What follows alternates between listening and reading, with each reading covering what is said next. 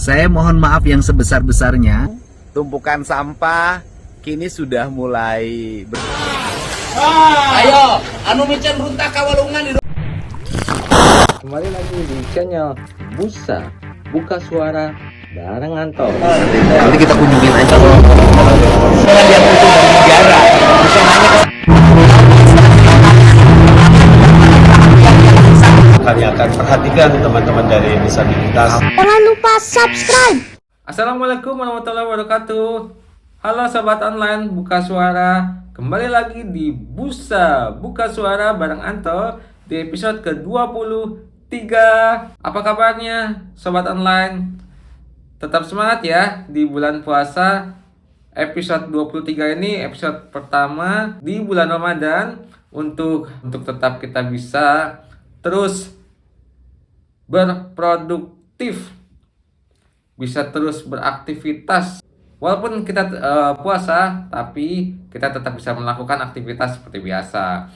Nah, sebelum kita mulai, jangan lupa ya sahabat online, sahabat Buka Suara, untuk like, comment, share, tentunya subscribe. Kalau kamu suka dengan channel dari Buka Suara, untuk mendukung channel ini terus berkembang dari seorang penyandang disabilitas tentunya. Kita kembali ke fokus utamanya. Bulan puasa, bulan Ramadan kali ini cukup memprihatinkan karena ada beberapa wilayah yang terkena musibah banjir kebanjiran. Sebelumnya saya mengucapkan atas kejadian musibah yang dialami oleh warga yang terkena musibah bencana alam, yaitu kebanjiran di Bekasi, Bogor, Jabodetabek dan sekitarnya. Semoga Bapak Ibu atau para warga yang mengalami musibah tersebut dapat diberikan kesabaran, diberikan kekuatan. Semoga kita bisa mengambil hikmah, dipetik hikmahnya dalam bulan suci Ramadan ini. Tidak ada yang sebetulnya, pasti ada hikmah di balik semua ini. Tentunya gerak cepat dari Gubernur kita Jawa Barat, Pak Deddy Mulyadi, langsung sigap untuk mengatasi solusinya. Bahkan Pak Deddy Mulyadi langsung turun tangan untuk mencari solusinya dan mengatasinya dan terjun langsung. Bahkan pernyataan Deddy Mulyadi menyampaikan permohonan maaf dan berusaha untuk mencoba mencari solusinya. Yuk kita simak pernyataan dari Deddy Mulyadi di Instagramnya ya. Ini dia. Saya mohon maaf yang sebesar-besarnya terhadap warga Bogor atas musibah bencana yang dialami pada saat ini, banjir yang meluapnya luar biasa termasuk di Sungai Cijayanti. Kita memahami kalau penelitiannya belum dilakukan, tetapi dari sisi aspek naluri yang saya miliki, ini salah satu faktor penyebabnya adalah berubahnya kawasan puncak dari kawasan kebun teh dan kawasan hutan menjadi kawasan tempat rekreasi dan bangunan-bangunan villa yang bertebaran sangat luar biasa. Untuk itu diperlukan keberanian yang kuat bagi kita semua, termasuk dengan Kementerian Lingkungan Hidup, untuk secara bersama-sama membenahi puncak dan mengembalikan puncak menjadi areal kebun teh atau menjadi areal hutan. Dan kami juga mohon maaf karena di puncak itu ternyata ada salah satu objek wisata yang dikelola oleh BUMD Jaswita yang bekerja sama dengan VTPN, yang itu menggunakan areal tanah yang berada di puncak, dan tentunya pasti ini memiliki pengaruh terhadap kualitas curah hujan yang berdampak pada aliran air yang cukup deras bagi masyarakat. Untuk itu kami tidak akan segan-segan untuk mengevaluasi keberadaan areal wisata tersebut yang dikelola oleh BUMD Provinsi Jawa Barat. Sekali lagi kami tidak akan segan-segan mengevaluasi, dan kalau diperlukan mengembalikan kembali areal tersebut menjadi areal kebun teh atau areal hutan.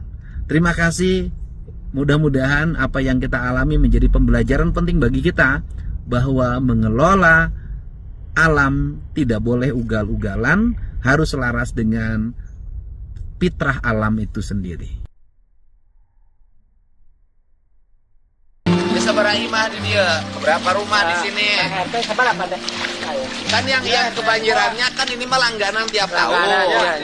Ini terdampak dari banjirnya dari Sungai Cibeet. Cibeetnya harus dibikin bendungan. Kewenangannya di Kementerian PU. Pak.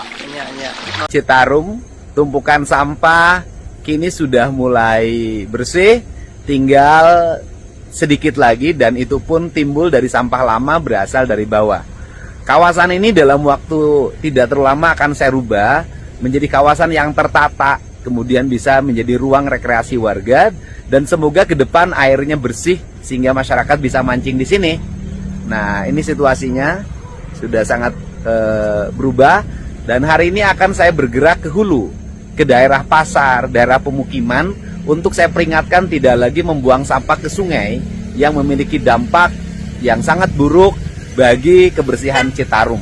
Semoga seluruh masyarakat Kabupaten Bandung dan Kota Bandung memiliki kesadaran menjaga lingkungan, membuang sampah tidak ke sungai, tapi mengelolanya di lingkungan menjadi sampah organik dan anorganik. Salam untuk rakyat Jawa Barat, mari kita hidup waras agar alam ini memberikan berkah bagi kita semua. Ayo, anu micen runtah kawalungan didoakan rezekina leungit. Miksa aing. Tali mah. Aing teh pamajikan teu boga, ngapain kudu mulungan runtah. Balangsak, Pak. Oh, iyalah. Jadi gubernur teh. Aduh. Salah kieu tinggal limo. Mohon, Pak. Tinggal itu. Aduh, Micen iyo kawalungan mu. bawur, Pak. Kumaha mun katincak. Mohon. Pokoknya mulai bulan ini saya akan mengangkat pegawai yang setiap hari tugasnya untuk turun ke sungai membersihkan sampah Ya, Pak. dari hulu ke hilir. Nanti akan diukur panjang dari sungainya. Ya. Nanti dibagi berapa pegawai, gaji yang cukup, dan kemudian tiap hari melaporkan melalui media sosial siapa saja yang membuang sampah ke sungai. Ya, Akan Pak. saya umumkan nanti. Gimana nih teman online perjuangannya dari Pak Deddy Mulyadi, mulai dari permohonan maafnya hingga turun langsung ke lokasi kejadiannya, bahkan melihat Sungai Citarum yang tadinya dikerumunin di lonjakan yang sampah yang sangat luar biasa dan sampai sekarang sudah mulai bersih ya. Dan itu yang dilakukan oleh Pak Deddy Mulyadi, langsung turun dan memerintahkan kepada jajarannya untuk membangun sikap yang lebih proaktif lagi untuk menjaga lingkungan supaya lingkungannya tidak mengalami kasus seperti ini lagi. Dan bagaimana solusinya, setidaknya mengurangi ada preventif atau pencegahan ya, dan mitigasi. Hujan lebat memang tidak bisa kita hindari, itu adalah faktor lingkungan, tapi semuanya itu kita bisa upayakan. Dan inilah yang dibutuhkan dari seorang pemimpin yang handal, yang peka terhadap membaca lingkungan, langsung terjun tangan mencarikan solusinya. Dan itulah yang sudah dilakukan oleh Pak Deddy yang sekarang sedang dikerjakan. Di sini ada mau saya sampaikan video Pak Deddy Mulyadi mau menghibur warga yang terkena musibah, tapi malah dihibur oleh rakyatnya yang terkena musibah kebanjiran. Ini dia. Doma rek diangon ka mana? Tadi itu Pak Pertamina kan diungsikeun. Pertamina diungsikeun domana. Heeh. Imah mah teh ruksak teh nu mana ieu? Tadi di tahun 2001. Oh. Ini teh banjir terus. Ya tanah emak ya. Oh, ini tanah emak ya. Oke. Ini rumahnya disebut hancur teh gimana? Robohna mana? Mana imahna? Iya di dia. Tadi bantuan baheula, Pak. Bantuan. Oh, baheula banjir. Kan dulu pernah roboh. Sekarang udah dibangun lagi. Bantuan ini bantuan, Oh, Pak. sekarang kebanjiran lagi. Banjiran lagi berkali-kali, Pak. Jadi begini, sekarang saya nanya ke warga. Nih, kan ini mah langganan sebelum terbangun Danau Cibeet. Kalau rumahnya dibuat panggung tinggi, mau nggak? Mau Pak. Mau. Pak. Ya? Mau. Nanti mau nggak sok Pak RT? Mau. Jadi gini, rumahnya itu tidak begini. Nanti saya buatin misalnya dikolongin. Tingginya 2 meter. Aduh kunaon apa? Kulon teh. Leles puasa dahar. Aduh dahar. Nah kemudian paling tinggi banjir di sini berapa? Ya paling tinggi 3 meter lah. 3 meter ya udah pernah. 3 meter paling tinggi. Ya tapi jarang. Jarang. 3 meter mah jarang. Hanya 2 meteran. 2 meter setengah lah ya. Iya. Jadi dibikin rumahnya konstruksinya dibikin kolong pakai beton, beton 2 meter setengah. Di atasnya rumah. Jadi ketika banjir tidak ada masalah. Tinggal keluar kalau tinggi pakai perahu. Benar. Setuju kan? Setuju. Awas nih, saya tahun ini juga mau saya Dengan bangunin. kan solusi yang diberikannya udah sukses sangat brilian sekali ide yang dipikirkan oleh Kang Deddy Mulyadi ya. Dan saat ini bertolak belakang dengan kondisi yang sudah dilakukan Kang Deddy Mulyadi untuk turun langsung ke lapangan, ke tempat lokasi kejadian musibah, tapi ini ada istri wali kota Bekasi yang tidak memiliki rasa empati kepada rakyatnya yang sedang terkena musibah kebanjiran. Seharusnya pemimpin daerah, begitu pun dengan istrinya, seharusnya pemimpin itu sebagai garda terdepan untuk mengayomi masyarakatnya, mengayomi rakyatnya, baik itu dalam suka ataupun duka. Di kondisi yang saat ini sedang adanya musibah ini, malah saat ini viral karena istri wali kota menginap di hotel sedangkan rakyatnya lagi kesusahan. Nah ini sudah ditegur langsung oleh Pak Deddy Mulyadi dengan sanksi sosial ya, dengan pemberitaan yang disampaikan oleh Pak Deddy itu merupakan teguran. Dan kalau untuk sanksi bukan kewenangannya dari Pak Deddy Mulyadi, seperti Gubernur yang Jawa sudah Barat Deddy diwawancarai. Mulyadi menyayangkan istri dari Wali Kota Bekasi Tri Adianto yakni Wiwik Hargono saat banjir terjadi justru menginap di hotel. Inilah video viral istri Wali Kota Bekasi Tri Adianto yakni Wiwik Hargono yang menginap di hotel ketika Bekasi dilanda musibah banjir. Dalam video viral tersebut, Ibu Wali Kota berada di parkiran sebuah hotel karena rumah terdampak banjir. Video viral tersebut pun mengundang reaksi Gubernur Jawa Barat Deddy Mulyadi. Pejabat termasuk juga istri pejabat harus berada di tengah masyarakat ketika ada musibah. Ini Mbak siapa nih? Hah? Bu Puput. Oh, biasanya kan. Siapa? TJB Pak. Nanti jam 4 saya konferensi pers. Ya. Di mana Pak? Di Gedung Pakuan. Pejabat dimanapun berada ya, hari ini istri pejabat, mari kita sama-sama untuk merasakan apa yang diderita oleh masyarakat. Pada saat masyarakat mendapat musibah, pejabat dan istri pejabat ada di tengah-tengah masyarakat. Pak, akan ada sanksi mungkin Pak dari Lah sanksi nggak ada. Sanksinya apa? Kan itu wali kota, itu kan kewenangan SK-nya dari SK Mendagri. Tetapi sebagai gubernur bisa melakukan pembinaan berupa teguran, ya kan? Melalui media ini saya menyampaikan teguran pada istri wali kota Bekasi untuk merubah sikapnya karena dipilih oleh masyarakat untuk melayani. Termasuk istrinya juga harus melayani masyarakat, apalagi posisinya sebagai ketua tim penggerak PKK. Ketua tim penggerak PKK harus menjadi garda terdepan menyelesaikan berbagai problem sosial masyarakat, dari mulai kekurangan gizi sampai kebanjiran. Pokoknya untuk warga yang terkena musibah, sekali lagi semoga semuanya dilancarkan, dimudahkan, semoga diberikan kekuatan, dilimpahkan kebaikan penuh berkah di bulan Ramadan ini. Tidak ada yang hujan itu tidak akan datang kepada seseorang yang tidak bisa menjalankannya. Artinya ujian apapun pasti itu adalah sudah waktunya, dan semuanya pasti ada hikmahnya, ada jalannya untuk menuju ke arah yang jauh lebih baik lagi. Nah, selanjutnya kita simak yuk solusi kepada Pak Deddy Mulyadi tentang menyikapi bagaimana menanggulangi atau mencarikan solusi supaya kondisi ini bisa teratasi. Ini dia. Masih ada ya sampah-sampah lama Pak. Oh ini sampah dari bawah. Dia muncul Pak. Ya diangkat aja Pak. Tapi mau diangkat memang. Makanya standby alat satu. Cuman jumlahnya kan tidak terlalu seperti kemarin. Enggak. Oh ini Mau sampah ditarik bawah. lagi Pak di sana Pak. Oh ditarik lagi. Ini sampah bawah ya. Sampah bawah. Udah lama. Dari kelihatan dari Udah lama. tadi juga kelihatan naiknya sampah. Operatornya ada? Ada Pak.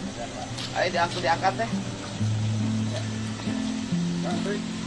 Hulu kilir, hancurnya kehidupan teh. Hulunya hancur, rawa habis, sawah nggak ada. Ya banjir Pak, sudah. Itu yang di Bekasi Pak. Nah atau yang di Bekasi itu gimana Pak? Dari Bekasi itu sudah ada pesan dari Ah. kebutuhan waktu itu ada tanah yang bermasalah. Oh ini sodetan. Enggak Pak, jadi melebarkan Sungainya diperlebar. Sungainya diperlebar, kemudian itu kebutuhannya memperlebar sungai 5 triliun. Itu aliran sungainya dari mana yang Kali Bekasi? Kali Bekasi itu dari Aha. Oke. siapanya bagaimana? Kalau rereongan bisa nggak? Sebelumnya memang ya, Artinya gini, rereongan Pemda Bekasi, Pemkot Bekasi, itu kan ke Pemkot kan? ya, Dampak banjirnya kan? betul. Waktu itu sebetulnya pusat minta ke Pemda itu ada lahan karena ada anggarannya aja 5 T juga. 5T itu ininya, Yang pelebaran pelebarannya aja, pengadaan beda lagi. ya pengadaan lahan beda lagi 5 T kan. Berarti 10 triliun. 10 triliun untuk menangani banjir yang ada di situ. Sampai ke Cikarang Bekasi Laut itu Pak, yang ke Ya, barat. berarti kan itu Pemda Bekasi sama Pemkot Bekasi. Bekasi. Waktu itu pusat Kementerian PU. Kementerian PU Pak, BNI. Oh, sudah sanggup. Waktu itu asalnya diminta pengadaan lahan oleh Pemprov dan Pemkab oleh Nah. Pemprov. Oke. Cuma kita kita batas kita menyerahkan ke pusat. Waktu itu pusat masih tarik dulu tapi ya dikerjakan yang paket yang dikerjakan itu hanya dipasang oleh pusat. Ya, Pemprov-nya ya oleh pusat. ya. Jadi kalau rereongan kan bisa. Bisa.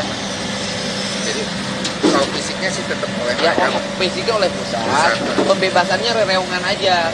Ya. Pemda Bekasi, Pemda Kota Bekasi, Pemprov Jabar. Ya kan pembebasan tidak akan sekaligus tahun, Benar. bertahap aja. Ya. Kita terhitung misalnya dari mulai tahun 2026 atau dari tahun sekarang berarti penyisihan. Opini Udah bukan kita sekedar ini dari aja salah pertemuan. yang bersangkutan dalam menyikapi kasus banjir yang sedang merajalela ya di saat ini belum teratasi. Saya tentunya semoga para korban diberikan kekuatan, itu yang pertama.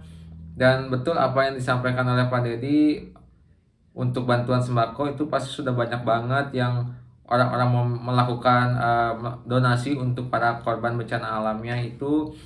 Dan yang diperlukan untuk future ke depan ya, ide yang action, langkah aksi yang sudah dipikirkan matang-matang oleh Pak Deddy Mulyadi supaya tidak terjadi seperti ini lagi, atau setidaknya minimal mengurangi dulu. Dan jangan lupa, opini saya nih ya, melihat Sungai Citarum yang begitu banyaknya lautan sampah, kita mulai yuk dari diri kita sendiri untuk membuang sampah pada tempatnya, tidak membuang sampah sembarangan, dan apalagi membuang sampah ke sungai. Jadi banyak kiriman-kiriman sampah dari kota-kota lainnya yang masuk melewati Citarum. Kita mulai dari diri kita sendiri, jagalah. Mungkin ini teguran ya, teguran di bulan Ramadan, bahwa kita harus berbenah diri, memperbaiki diri dalam situasi ini untuk kita semua ini sebuah pelajaran bahwa kita harus menyayangi lingkungan kita, menyayangi daerah kita. Pokoknya untuk para warga Jawa Barat, please jaga lingkungan sebaik mungkin dan tentunya buanglah sampah pada tempatnya. Kita olah mana sampah organik dan non organik. Pemilahan sampah pun itu harus dilakukan juga. Jangan sekali lagi untuk membuang sampah ke sungai. Pokoknya kita semua harus bergerak. Satu tujuan, satu perahu, satu misi dengan gubernur kita, dengan wali kota, bupati se-Jawa Barat untuk mewujudkan Jabar yang istimewa. Semua program yang pada dilakukan, yang direncanakan, semuanya akan bisa berjalan kalau kita bisa saling bekerja sama, saling erat, bahu-membahu untuk membantu, menolong semuanya, dan jangan ada yang saling menyalahkan. Tapi ini kerja tim, kerja bersama. Itu opini yang bisa saya sampaikan di episode 23 kali ini. Di episode 23 ini spesial bulan Ramadan yang pertama ya. Nanti kita komen-komen lagi, opini-opini lagi tentang disabilitas. Buka Suara. Sampai sini dulu. Jangan lupa like, comment, and share. Subscribe tentunya. Sampai jumpa. Wassalamualaikum warahmatullahi wabarakatuh. Semangat ya puasanya bagi yang menjalankan. Terima kasih.